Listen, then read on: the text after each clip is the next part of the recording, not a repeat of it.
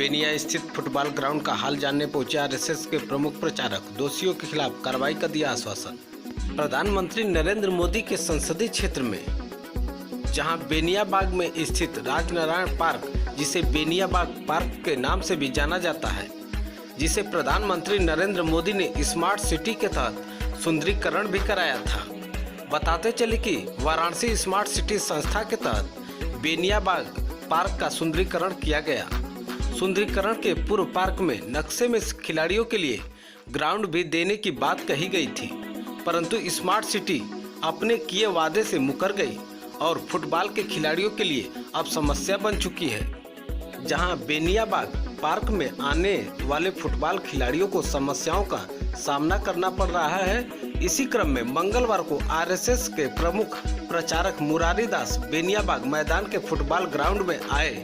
पूर्व में Banaras sporting club के आह्वान पर ये बेनिया बाग स्थित फुटबॉल ग्राउंड का हाल जानने व स्मार्ट सिटी के द्वारा दिए गए धोखे को संज्ञान में लेकर आए थे, जिसके क्रम में फुटबॉल के खिलाड़ियों से किए गए वादे के अनुसार वो मंगलवार को वाराणसी आए और खिलाड़ियों से मुलाकात किया और उन्होंने कहा कि जो भी आपकी समस्या है उसको शासन व प्रशासन तक आपकी बात रखेंगे और जो भी समस्या स्मार्ट सिटी की ओर से किया जा रहा है, जो स्मार्ट सिटी ने आपको धोखा दिया है, उसके संबंध में मुख्यमंत्री योगी आदित्यनाथ के संज्ञान में लाकर उसका निस्तारण कराने की बात कही।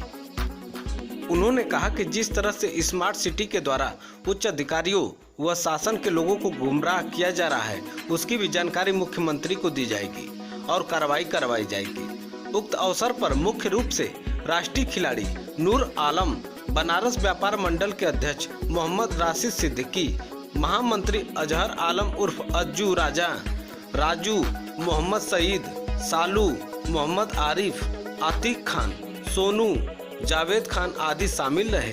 वाराणसी से ब्यूरो रिपोर्ट, उत्तर प्रदेश। देखें ये रिपोर्ट। जी अपना परिचय दें। मेरा नाम अजहर आलम अज्जू है। मैं नवनिर्वाचित बनारस व्यापार मंडल का महामंत्री हुआ हूँ। आज हम लोग यहाँ आए हुए हैं। बेनिया बाग ग्राउंड है, मैदान था। ये बहुत पुराना प्राचीन मैदान है। बेनी प्रसाद के नाम से ये बेनी प्रसाद ने इसको दान दिया, ट्रस्ट किया बच्चों को खेलने के लिए।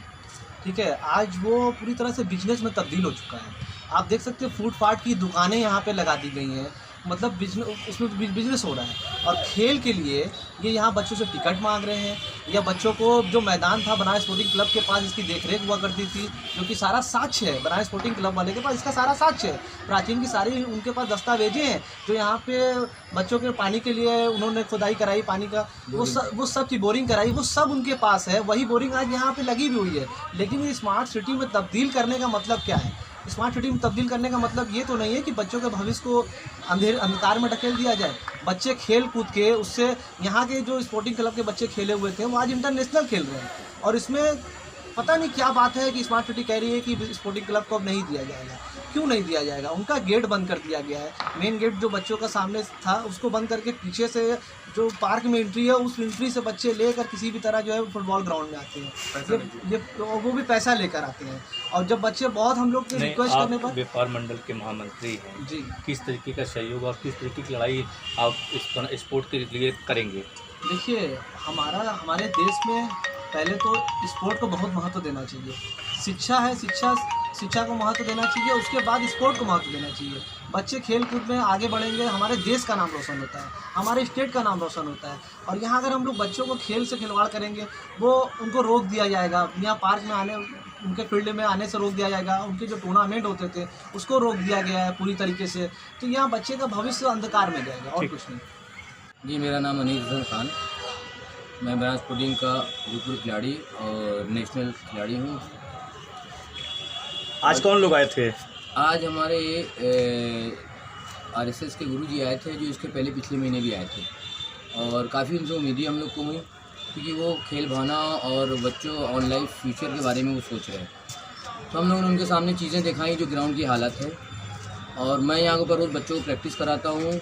मुझे अक्सर जब मैं आता हूँ तो मुझे ग्राउंड के अंदर ईटा पत्थर दिखता है, वो डाल दिया जाता है जिससे बच्चे खेल ना पाएँ। और आने में काफ़ी दिक्कतें हैं। ये गेट से आने में रोज़ ना कोई बच्चों को प्रॉब्लम होती है। यहाँ की जो चीज़ें जो वादा था उसके ऊपर कोई बात करने को तैयार नहीं है। स्मार्ट सिटी को हम लोगों ने जब जब किसी चीज़ का ज्ञापन दिया गया, कोई प्रोग्राम का, तो हमारी चीज़ों को फाड़ के मेरे सामने फेंक दिया जाता है। जबकि सबको पता है कि ये पहला मैप के ऊपर इन्होंने फर्स्ट ड्राइंग में हम लोग को ग्राउंड दिया था, और ये जो बिनिया बाग है ये खेल कूद मैदान के नाम से ही ट्रस्ट है, इसको अब कमर्शियल कर दिया गया है, इससे बिजनेस हो रहा है।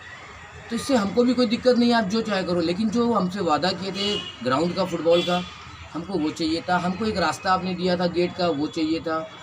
आज उस पर इस तरह से लगाम लगाई गई है कि ये किसी तरह से हम लोग इसको छोड़ के चले जाएँ। प्रमुख जी क्या संदेश दिए हैं आप लोगों को, क्या उनका है संदेश आप कहना प्रमुख जी चाहते के बातों से तो हम लोग को बड़ा हौसला मिला है कि उन्होंने जिस तरह से बातें की है कि बच्चों की जो गेम की चीज़ें हैं उसको हम काम करेंगे, आप उनका सहयोग हम लोग को मिल जाएगा तो इस लड़ाई को हम लोग आगे तक ले जाएंगे। और ऑन फ्यूचर किसी भी तरह से गेम के लिए या फुटबॉल को फिर से बनास में जीवित करने के लिए, ये काम के लिए गुरुजी भी वचनबद्ध हैं, उनके साथ साथ कंधे से कंधा मिला के हम लोग भी वचनबद्ध हैं।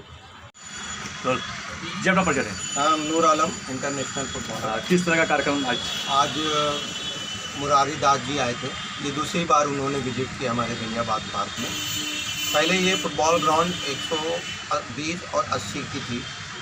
जब स्मार्ट सिटी ने हमसे ग्राउंड लिया तो ये बोल कर लिया था कि हम इस ग्राउंड को बहुत अच्छे से खूबसूरत बना कर देंगे, लेकिन उन्होंने मेरे साथ धोखा किया, खिलाड़ियों के साथ धोखा किया, और उसके पूरी तरह से सारे क्लब का जो जमात है वो हम कर देखते हैं।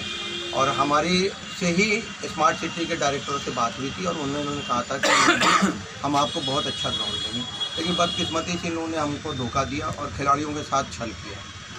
अभी मुरारी दास जी आए और उन्होंने हमको आश्वासन भी दिया, और इससे पहले भी उन्होंने बोला था कि हम आपको फुटबॉल ग्राउंड देंगे।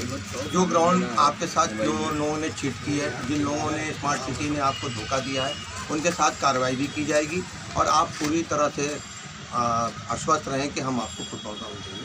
उनका बहुत बहुत हम सब खिलाड़ी और जो भी लोग यहाँ पे थे उन सब का आभार हूँ, उन सब का शुक्रिया अदा करता हूँ कि उन लोग आए और खिलाड़ी के और खेल के प्रेम के उसमें उन्होंने वक्त दिया, टाइम दिया, उनका बहुत बहुत शुक्रिया। कहाँ कहाँ आपने ज्ञापन दिया है और किन किन लोगों को ज्ञापन हमने जो है अभी तक प्राइम मिनिस्टर जी को, चीफ मिनिस्टर जी को, कमिश्नर, डीएम, अपर मुख्य सचिव, खेल मंत्री, सभी को दिया। हमने दयालु गुरु जी को भी दिया, मंत्री जी को भी दिया अपने ग्राउंड के लिए। हम सभी जगह गुहार लगा रहे हैं।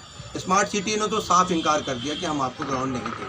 ना जाने क्यों स्मार्ट सिटी को हम खिलाड़ियों से क्या नाराज़गी है, हम अभी तक समझ नहीं पा रहे हैं। अभी वो स्वेटर की दुकान तिब्बतियों को दिया उन्होंने, अखाड़ा बना के दे रहे हैं, पार्क बनाया उन्होंने, लेकिन खेल मैदान जो उन्होंने वादा किया था वो खेल मैदान क्यों नहीं बनाए, अभी तक हम लोग समझ नहीं पा रहे। और स्मार्ट सिटी बार बार कोशिश करती है कि हमारे बच्चे यहाँ ना खेलें। जी अपना परिचय दें। मैं मोहम्मद राशिद सिद्दीकी, अध्यक्ष बनारस व्यापार मंडल। आज यहाँ हम जिन भी कारणों से आए हुए हैं, ये बच्चों के खेल कूद की जगह थी और उन्होंने स्मार्ट सिटी वालों ने जो वादा किया था हमारे बनारस कोचिंग के संरक्षक महोदय से, नूर आलम भाई से, और जो भी खिलाड़ी यहाँ पे मौजूद थे, उन सभी लोगों के बीच में एक मीटिंग हुई थी और उसमें इन्होंने वादा किया था कि हम आपको फुटबॉल ग्राउंड बना के देंगे।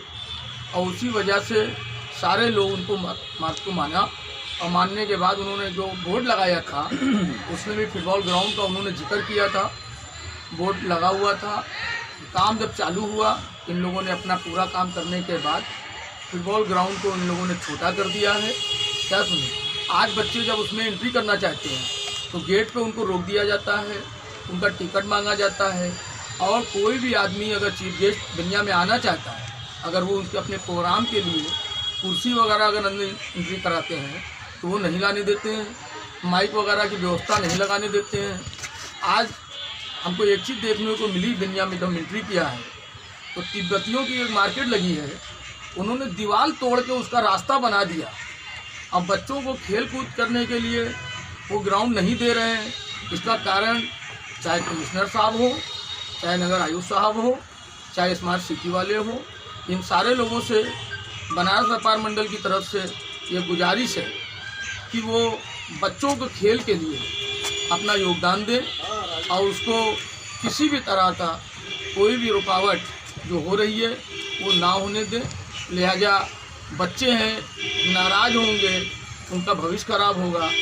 हम एक बात और भूल गए भैया कहने के लिए कि आपके चैनल के माध्यम से ये ज़रूर कहना चाहेंगे प्रशासन से या अधिकारी महोदय से कि जो बिनिया पार्किंग का गेट है, जो बिनिया पार्क में आने का जो गेट है हिंदुस्तान फायर ब्रिगेड की तरफ से, उस तरफ का खिलाड़ियों के लिए रास्ता खोलने का काम करें। और यही शब्दों के साथ मैं अपनी बात को समाप्त करता हूँ। धन्यवाद। साइड हो जाइए भाई। आप पार्क में आए हैं कैसे? शांत हो जाओ भैया, थोड़ा 2 मिनट रुक जाइए भाई। हाँ, रोलो। ऐसा है, अभी आपने देखा ये सब छोटे छोटे बच्चे खिलाड़ी हैं। एक बार मैं पहले भी आया था इन लोगों से मिलने के लिए, और युवाओं के साथ मिलने में, बात करने में मन के अंदर उत्साह आता है और खिलाड़ियों को प्रोत्साहन करने में लगता है कि हमने कोई अच्छा काम किया।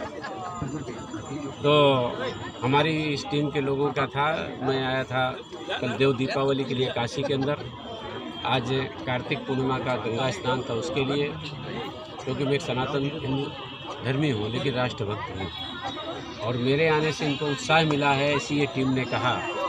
इसलिए इनके बीच में आकर के जो सच्चाई है, इनकी बात को अगर मेरे मुंह से कहने से उन पर जो जिम्मेदार लोग हैं सुनेंगे, इसको मैं अपना सौभाग्य समझता हूँ। क्यों नहीं खेलने दिया जा रहा इन लोगों को? क्या अब इसके बारे में मुझे नहीं पता है। मुझे लगता है कि सही जगह पर अप्रोच नहीं हो रही, और इससे जुड़े हुए जो लोग हैं जो इसमें फ़ायदा उठा रहे हैं, वो प्रशासन के जिम्मेदार लोगों को गलत जानकारियाँ दे रहे हैं। तो ये विवादित चलिए जानते हैं आज के देश और दुनिया की सिलेक्टेड काम की और महत्वपूर्ण 50 बड़ी खबरों को सिर्फ 10 मिनट में। अगर अभी तक आपने इस वीडियो को लाइक नहीं किया तो लाइक कर दीजिए। भारत को दिसंबर में मिलेगी G20 की अध्यक्षता। पीएम मोदी ने वीडियो कॉन्फ्रेंस के जरिए जारी किया वेबसाइट और लोगो। जरूर इस पर ध्यान देंगे। 19 नवंबर को देश भर में बैंक कर्मचारी करेंगे हड़ताल। बैंकिंग और एटीएम समेत अन्य सेवाएं भी हो सकती है प्रभावित। आंदोलन के लिए छोटे बच्चे के आंदोलन देश भर में अर्बन नक्सलियों की कमर तोड़ने का अभियान। केंद्र ने सुरक्षा बलों को दिए निर्देश। रडार पर कई एनजीओ और सिविल राइट्स संस्थाएं। प्राकृतिक हादसों से होने वाले नुकसान में कमी लाने की कोशिश। 5 साल में हर जगह लगेंगे वार्निंग सिस्टम। अपनी बात कहना है। भारत चीन गतिरोध के बीच एक्शन मोड में इंडियन आर्मी युद्ध की तैयारी और सीमा पर बुनियादी ढांचे के विकास को लेकर मंथन। देखने के बाद क्या निर्णय ले रहे हैं? हिमाचल प्रदेश में कांग्रेस को लगा बड़ा झटका। विधानसभा चुनाव से पहले 26 नेताओं ने छोड़ा आपकी तरफ से क्या प्रयास किए जाएंगे? आपकी तरफ से क्या प्रयास होगा? श्रीहरिकोटा से 12 से 16 नवंबर के बीच लॉन्च होगा देश का पहला प्राइवेट रॉकेट। इतिहास होगा दर्ज। भारत का सबसे मजबूत ट्रेड पार्टनर बना रूस। मोदी सरकार की विदेश नीति को डिगा नहीं पाया।